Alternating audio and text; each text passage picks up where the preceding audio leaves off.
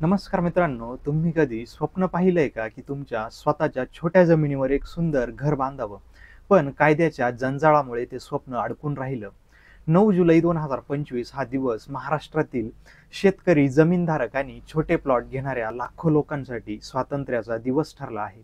कारण महाराष्ट्र सरकारने तुकडेबंदी कायदा रद्द करण्याची मोठी घोषणा केली आहे. मुख्यमंत्री देवेंद्र फडणवीस यांच्या नेतृत्वाखाली आणि महसूल मंत्री चंद्रशेखर बावनकुळे यांच्या पुढाकाराने हा निर्णय घेतला गेला आहे. यामुळे सुमारे 50 लाख लोकांचे अडकलेले व्यवहार मोकळे होतील आणि छोट्या प्लॉट्सच्या खरेदी विक्रीला नवं बळ मिळेल. पण हा कायदा नेमका काय होता आणि त्याचा तुमच्या आयुष्यावर कसा परिणाम होणार? चला तर या विषयाला खोलवर समजून घेऊया. तुकडेबंदी कायदा म्हणजे काय आणि त्याची गरज का होती? म्हणजे तुम्ही कधी विचार केलाय का की शेताच्या जमिनीचे छोटे छोटे तुकडे का करता येत नव्हते? तुकडेबंदी कायदा हा 1960च्या दशकात लागू झाला होता, ज्यामुळे शेतीच्या जमिनीचे एका ठराविक मर्यादेपेक्षा छोटे तुकडे करून विकता येत नव्हते. उदाहरणार्थ 1 किंवा 2 गुंठ्याचा प्लॉट कायदेशीररित्या विकता येत नव्हता. का? कारण सरकारला शेतीचे उत्पादन वाढवायचे होते. वारसा हक्काने जमिनी सतत विभागल्या जायच्या. बंधू, पुतणे, नातवंडांमध्ये यामुळे 5 एकरची जमीन काही पिढ्यांनंतर 1-2 गुंठ्यांपर्यंत येऊन पोहोचत होती. अशा छोट्या छोट्या तुकड्यांवर शेती करणं अतिशय अवघड होतं. ट्रॅक्टर चालवणं, पाण्याची व्यवस्था करणं किंवा आधुनिक शेती करणं जवळपास अशक्य होतं. परिणामी उत्पादन घटायचं आणि शेती तोट्यात जायची. म्हणून सरकारने हा कायदा आणला, ज्यामुळे शेतीच्या जमिनीचे छोटे तुकडे होऊ नयेत. या कायद्यामुळे काही अडचणी निर्माण झाल्या होत्या.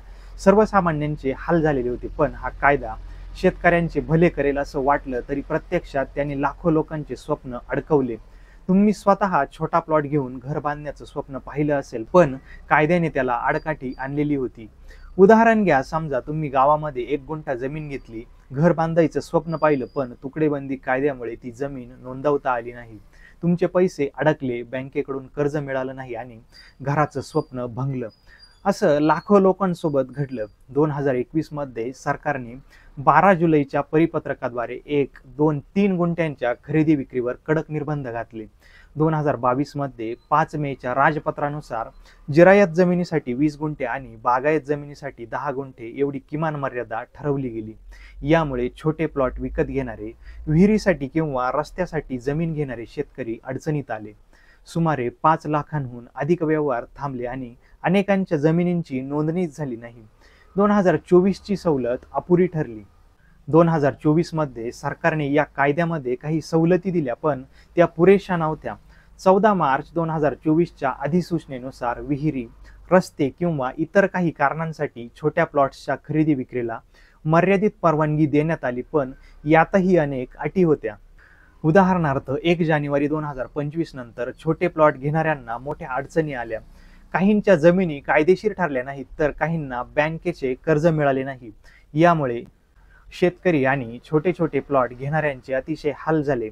अनेकांनी न्यायालयामध्ये धाव घेतली आणि हा विषय गाजला. पण आता 2025 मध्ये सरकारने एक मोठं पाऊल उचललेलं आहे, ज्याने या सगळ्या अडचणींवर मात करता येणार आहे. 9 जुलै 2025 हा दिवस महाराष्ट्राच्या इतिहासामध्ये सुवर्ण अक्षरांनी लिहिला जाईल.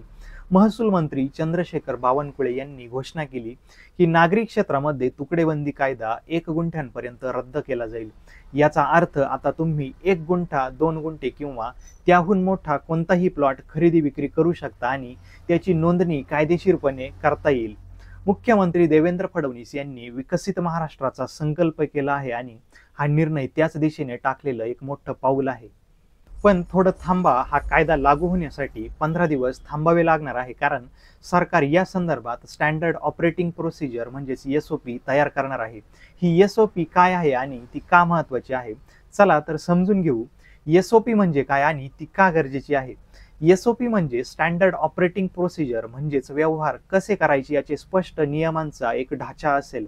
हा कायदा रद्द झाला तरी त्याची अंमलबजावणी व्यवस्थित व्हावी आणि यासाठी SOP आवश्यक आहे. उदाहरणार्थ, अडकलेले व्यवहार कसे सोडवायचे, 7-12 उतार्यांवर नोंदी कशा अपडेट करायच्या, नोंदणी कार्यालयातील तांत्रिक अडचणी कशा दूर करायच्या, यासाठी महसूल विभाग, शहरी विभाग, भूमिलेख आणि कायदेशीर सल्लागार यांची एक विशेष समिती नेमली जाणार आहे. ही समिती 15 दिवसांमध्ये SOP तयार करेल. ज्यामध्ये काही गोष्टींचा समावेश असेल. उदाहरणार्थ छोटे तुकडे नोंदवण्यासाठी लागणारी कागदपत्रे, अर्ज कुठे आणि कसा करायचा, जुन्या व्यवहारांना वैधता कशी मिळेल, नोंदणी कार्यालयातील प्रक्रिया कशी सुलभ होईल. या SOP मुळे व्यवहार कायदेशीर आणि सुलभ होतील आणि लाखो लोकांना त्यांच्या जमिनीवर हक्क मिळेल. हा निर्णय कोणाला आणि कसा फायदेशीर असेल, तर हा निर्णय खरंच लाखो लोकांसाठी आशेचा किरण आहे. तुम्ही शेतकरी असाल, छोटा प्लॉट घेणारे सामान्य नागरिक असाल किंवा शहरी भागात जमीन घेऊ इच्छिणारे असाल, तर हा निर्णय तुमच्यासाठीच आहे. छोट्या प्लॉट्सचे खरेदी विक्री. आता तुम्ही 1 गुंठ्यांपासून कोणत्याही आकाराचा प्लॉट खरेदी विक्री करू शकता आणि त्याची नोंदणी कायदेशीर होईल. अडकलेले व्यवहार मोकळे होतील. ज्यांनी आधी छोटे छोटे प्लॉट्स घेतले होते पण कायद्यामुळे ते अवैध ठरले होते, त्यांचे व्यवहार आता वैध होतील. आर्थिक स्वातंत्र्य म्हणजेच बँक कर्ज मिळवण्याचा मार्ग हा मोकळा होईल, ज्यामुळे घर बांधणे किंवा इतर विकास कामे करणे शक्य होईल. त्याचबरोबर शहरीकरणाला चालना मिळणार आहे, कारण नागरिक क्षेत्रात छोट्या प्लॉट्सच्या खरेदी विक्रीमुळे शहरी विकासाला गती मिळेल. उदाहरणार्थ समजा तुम्ही गावात 2 गुंठ्याचा प्लॉट घेतला पण तो नोंदवताच आला नाही. आता या निर्णयामुळे तुम्ही तो कायदेशीररित्या नोंदवू शकता आणि त्यावर घर बांधण्याचं स्वप्न देखील पूर्ण करू शकता. आता या सगळ्या गोष्टींचं एक छोटंसं जर उदाहरण बघायचं जर झालं, तर एक शेतकऱ्याची छोटीशी कहाणी सांगतो.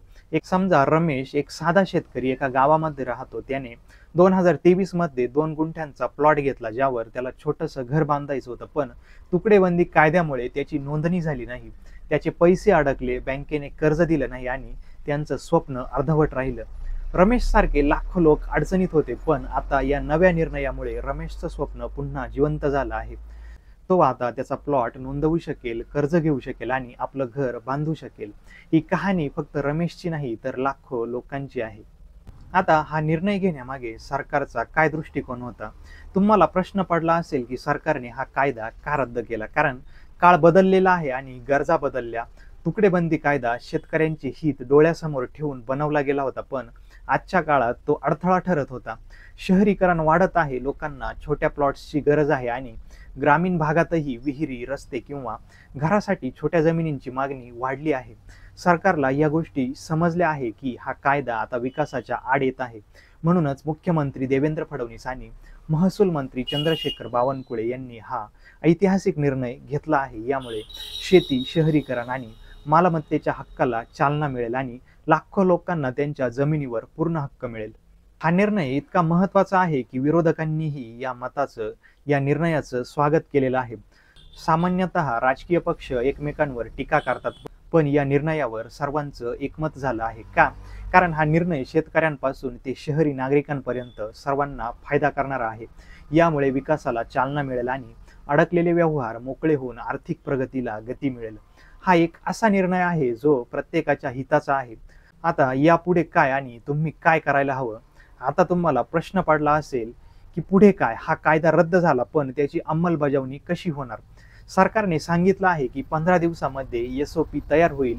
या कालावधीत तुम्ही या संदर्भात सूचना देऊ शकता. जर तुम्ही शेतकरी, जमीनधारक किंवा छोटा प्लॉट घेणारे असाल, तर तुमच्या सूचना महत्त्वाच्या ठरू शकतात. यासाठी तुम्ही स्थानिक महसूल कार्यालयाशी संपर्क साधू शकता. तसेच हा निर्णय लागू झाल्यावर तुम्ही तुमच्या जमिनीची नोंदणी, खरेदी विक्री किंवा कर्जासाठी अर्ज करू शकता. पण त्याआधी या SOP ची वाट बघा, कारण ती तुमच्या व्यवहारांना दिशा देईल. हा निर्णय फक्त आजचाच नाहीये, तर भविष्यासाठीही महत्त्वाचा आहे. शहरी भागामध्ये छोट्या प्लॉट्सच्या खरेदी विक्रीमुळे गृहनिर्माण प्रकल्पांना गती मिळेल. ग्रामीण भागामध्ये शेतकऱ्यांना विहिरी, रस्ते किंवा छोट्या घरांसाठी जमिनी घेता येतील. यामुळे आर्थिक प्रगतीला चालना मिळेल आणि बँक कर्ज, बांधकाम आणि इतर विकास कामांना गती मिळेल. हा निर्णय महाराष्ट्राला विकसित महाराष्ट्राच्या दिशेने नेणारा आहे. पण प्रश्न असा आहे की ही SOP किती प्रभावी ठरेल आणि याचा तुमच्या आयुष्यावर कसा परिणाम होईल? मंडळी, हा निर्णय तुमच्या आयुष्यामध्ये बदल घडवणारा आहे. जर तुम्हाला या संदर्भात काही सूचना द्यायच्या असतील, तर पुढील 15 दिवसात त्या नोंदवा. तुमच्या सूचनांमुळे ही प्रक्रिया अधिक सुलभ होऊ शकते. तसेच ही माहिती तुमच्या मित्र किंवा नातेवाईकांपर्यंत पोहोचवा, ज्यांना याचा फायदा होऊ शकतो. खाली कमेंट बॉक्समध्ये तुमचे विचार नक्की सांगा. तुम्हाला हा निर्णय कसा वाटला? तुमच्या गावात यामुळे काय बदल होईल? आणि हो, हा व्हिडिओ जास्तीत जास्त लोकांपर्यंत शेअर करा आणि हा व्हिडिओ जर आवडला असेल तर लाईक करा. चॅनलला सबस्क्राईब करायला विसरू नका. अशाच महत्त्वाच्या अपडेट्स तुमच्यापर्यंत पोहोचवत राहू. धन्यवाद.